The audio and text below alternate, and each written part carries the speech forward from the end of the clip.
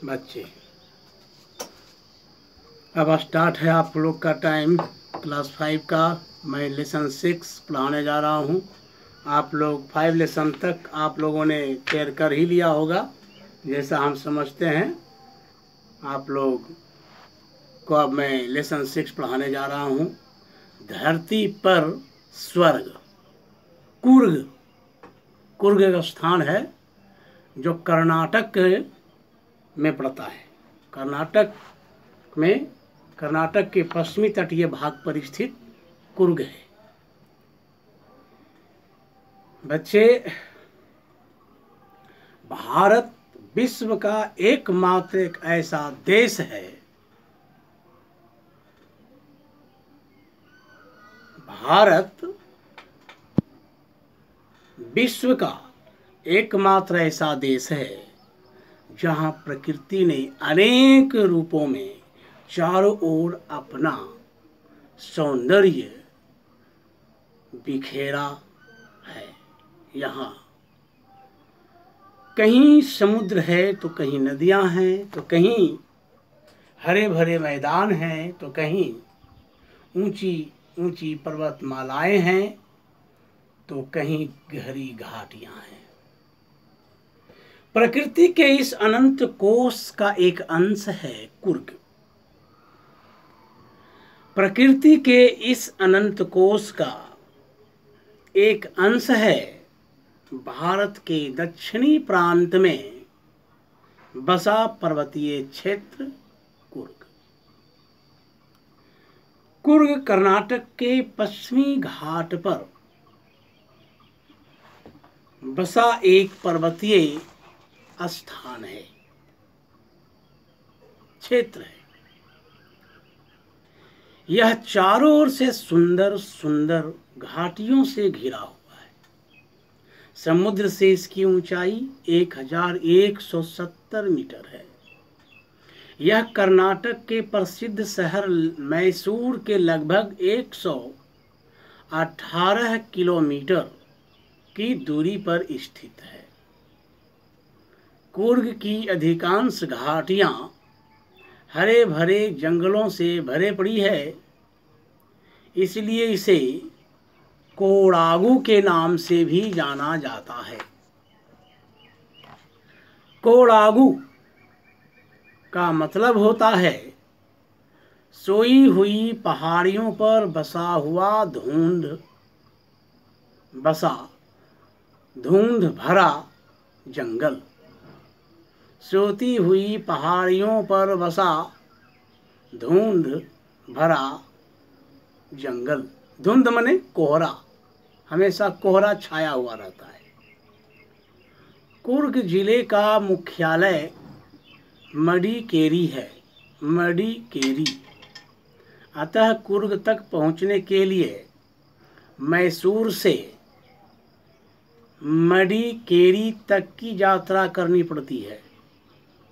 मडिकेरी से कुर्ग तक का मार्ग पहाड़ियों से घिरा हुआ है और मार्ग में दूर दूर तक जंगल फैले हुए हैं।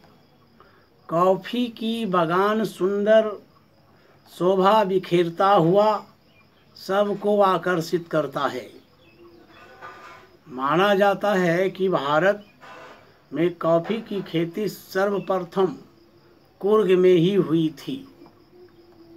इतना ही नहीं, यह एशिया महादेश का सर्वाधिक कॉफी उत्पादन करने वाला क्षेत्र है। उत्पादन का मतलब होता है पैदा करने वाला एक क्षेत्र है। कुर्ग तथा इसके आसपास कई पर्यटन स्थल स्थित हैं। इनमें से सबसे प्रमुख है नमड्रोलिंग मठ। ये नमड्रोलिंग मठ, यह मठ मडिकेरी से 35 किलोमीटर की दूरी पर स्थित है। इस मठ में भगवान बुद्ध की 3 प्रतिमाएं स्थापित हैं। बुद्ध की अद्भुत चित्र बने हुए हैं। इस स्थान की पवित्रता मन को एक अपूर्व शांति प्रदान करती है। इस मठ के आसपास कई प्राचीन पुरानी मंदिरों तथा ऐतिहासिक स्थलों के साथ साथ मडिकेरी का किला भी स्थित है। माना जाता है कि इस किले के भीतर लिंगायत शासकों का महल है। इस किले के भीतर एक पुरानी जेल है, मंदिर है और चर्च इसकी सबसे बड़ी विशेषता है। वर्तमान में यहाँ स्थित चर्च को संग्रहालय के रूप में परिवर्तित कर दिया गया है। मडिकेरी के किले के अलावा कुर्ग में विश्व प्रसिद्ध ओंकारेश्वर का मंदिर है। इस मंदिर की स्थापना 1820 में हुई थी। कौन किया था? हिलिरी वंश के राजा लिंगराजेंद्र द्वितीय के द्वारा की गई थी स्थापना। यह मंदिर भगवान शिव और भगवान विष्णु के प्रमुख मंदिरों में से एक है।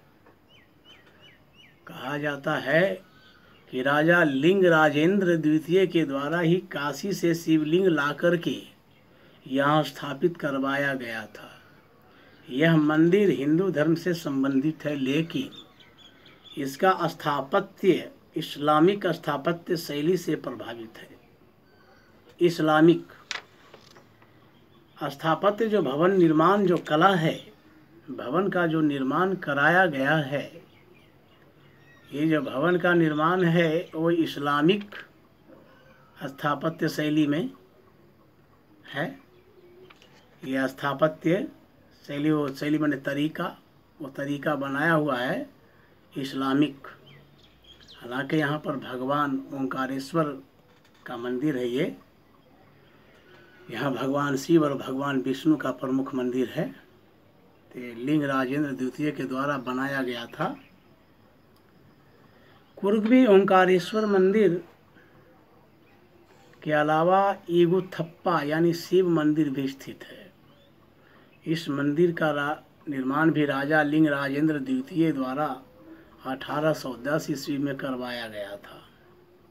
इस मंदिर में एक केंद्रीय गुंबद और 4 मीनारें हैं। इसके प्रांगण के आंगन के सरोवर में पाए जाने वाली कतला प्रजाति की मछलियां देखने में अत्यंत आकर्षक लगती है। कतला मछली जो आप लोग खाते हैं, ये मछलियां केवल इस सरोवर में रहती ही नहीं बल्कि इसे स्वच्छ भी रखती हैं। कुर्ग में मछली जल को साफ रखती है और आदमी ही मछली को साफ कर देता है। इससे बाज आना चाहिए। कुर्ग में पर्यटकों के लिए आकर्षण का एक विशेष केंद्र है राजा की सीट। यह एक प्रसिद्ध उद्यान है। किंवदंती के अनुसार यहाँ से दिखाई देने वाले अपूर्व सूर्यास्त के कारण कुर्ग के राजा अपनी प्रत्येक शाम यहीं बिताया करते थे। आज भी प्रतिदिन हजारों लाखों देशी विदेशी पर्यटक सूर्यास्त का अद्भुत दृश्य देखने के लिए यहाँ आते हैं। किंवदंती माने कहावत है, कहा जाता है।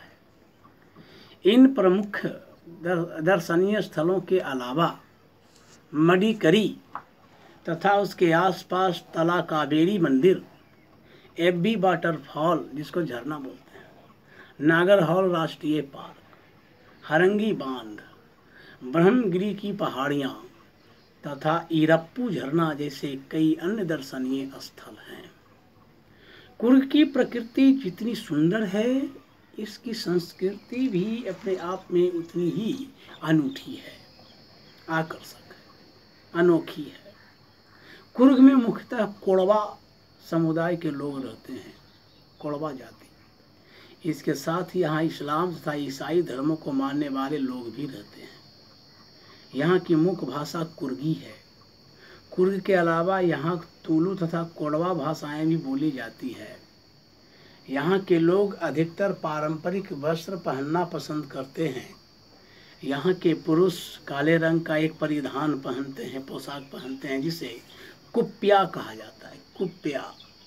कुप्या बोलते हैं। कुप्या काले रंग का जो वस्त्र पहनते हैं उसे कुप्या कहा जाता है।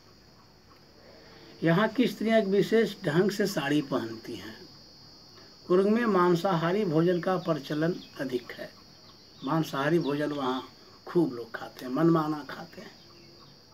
इस प्रकार कुर्ग अपने अतुल्य प्राकृतिक सौंदर्य, अद्भुत दर्शनीय स्थलों तथा अनूठी संस्कृति के कारण धरती पर स्वर्ग के समान मालूम पड़ता है और इसलिए यह भारत का स्कॉटलैंड कहलाता है।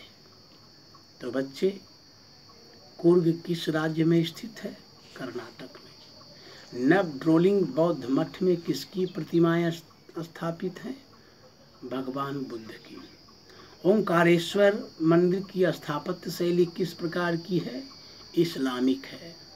कुर्ग की तुलना किसके साथ की जाती है? स्कॉटलैंड के साथ की जाती है। बच्चे, आप लोग के पास यदि किताब है तो इससे प्रश्न उत्तर बनाएंगे।